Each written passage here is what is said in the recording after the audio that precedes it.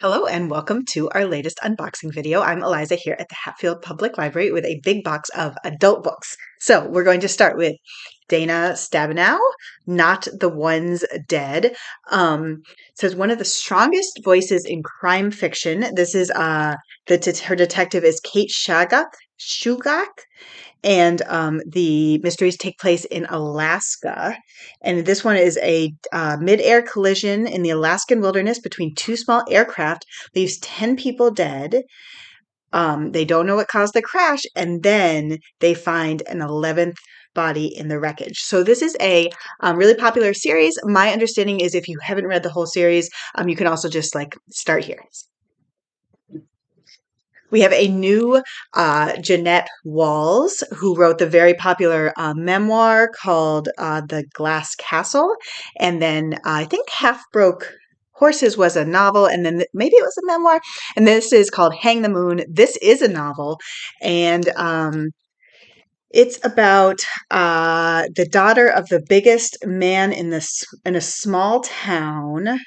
Her oh my gosh, her mother died in a violent argument with her father, who remarried, and then she has a stepmother. This sounds like a very dysfunctional family, and it takes place in Prohibition era Virginia. Again, the number of people who have told me that they started Glass Castle and couldn't put it down, we know that Jeannette Walls is a very compelling writer. We have With My Little Eye, a novel by Joshilyn Jackson. This says a sort of domestic thriller. There's an actress named Maribel Mells who's getting disturbing fan letters, and then they're scented, and then she smells the scent in her house. That is creepy. That is very creepy. The Queen of Dirt Island by Donal Ryan. I just love this cover. And it's perfect for this time of year. This is like kind of what outside is starting to look like. We're not quite here yet. Let's see. A searing, jubilant story of 4 generations of women. Oh, it takes place in Tipperary, which I think is in Ireland, I'm going to say. And so yeah, 4 generations all living their lives in one house. Charles Frazier, The Trackers. Famously, Charles Frazier is the author of Cold Mountain. This takes place in Depression era America. It's about a painter traveling westward, and he's creating a mural in Wyoming. Huh. Gosh, and then, whoa, that started out pretty peaceful, but then things get very dramatic. I'm trying to sum this up. Like there's a sniper, there's a murder, there's a theft. So basically it sounds like somebody steals a painting and then the main character has to go after them. We have The Last Remains by Elly Griffiths. This is actually, I think, the last book in the Ruth Galloway mysteries. I have been reading these mysteries for years. All the characters are like part of my life, so it's sort of crazy to think that it's ending. Although I think it's good to wrap things up. It says Ruth and Nelson finally confront their feelings for one another. So if you have been reading all the drama all the way, you will know what that means, as I do, and you will want to read this book. And there's also, of course, a human skeleton and a mystery.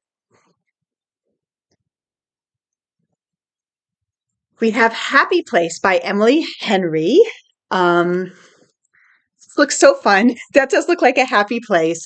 This is about the perfect couple, but now they are not happy. They broke up 5 months ago, and still haven't told their best friends, which means they're sharing a bedroom together on vacation with a group of said friends. So that's a great premise. That's just a good premise, a good solid premise. The Golden Spoon, I'm very excited about this one. This is by Jessa Maxwell, and I don't even have to look. It says it's a combination of Clue and the Great British Bake Off. Basically, it's like a reality cooking show where someone gets murdered and then they have to like solve the mystery. And yeah, I want to read it. I suspect a lot of people will. We have The Commitment. Oh no, I'm sorry. Just Commitment, a novel by Mona Simpson. And this is um this is about a woman, a single mother who sends her sons off to college and then falls into a deep depression. That's very heartbreaking. Set in California in the 1970s. And okay, so it's her third child, so now she's an empty nester. And then it sounds like it also tells the stories of the three kids.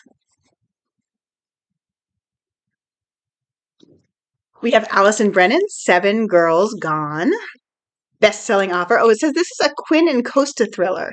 Um, so I think this is a murder mystery. Women have been disappearing and turning up dead. Takes place in Louisiana, and it's part of a series. We love to entertain Sarah Strohmeyer. This is one of my very favorite things, which is like a somewhat innocuous statement that when it's the cover of like a thriller novel becomes very creepy. So this is called We Love to Entertain. The home of their dreams could prove to be their worst nightmare. And it's about a woman who's landed a job as a assistant to a home makeover team that they do a reality show, and then they disappear. Uh-oh. Small Mercies by Dennis Lehane, very, very popular novelist. I've never read any of his books, and I feel like I've wanted to read them over the years, and then this one I thought looks really good. It's about summer of 1974, takes place in Boston, so local interest.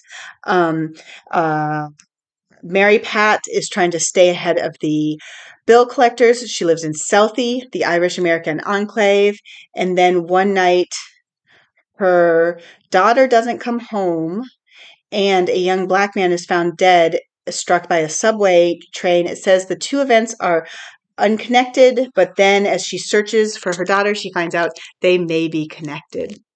My understanding is that his books can be very, very emotional. A new David Baldacci, Simply Lies. This is a thriller, very, very popular author here. And two more books. We have Anne Hillerman, The Way of the Bear. So she took over for her father after he passed away and continued writing the Leaphorn, She, and Manueletto novels. And last of all, we have by Mariah Fredericks, a book called The Lindbergh Nanny. So this is a fictionalized account of like the tragic disappearance of the Lindbergh baby, told from the perspective of the Lindbergh nanny. That's it. That's my whole box. I just realized that was entirely fiction, which is super exciting because all I ever want to do is get more adult fiction on the shelves because it's always the fastest to go. So yay, more adult fiction about to hit the shelves very soon. And I'll be back with more videos. Bye.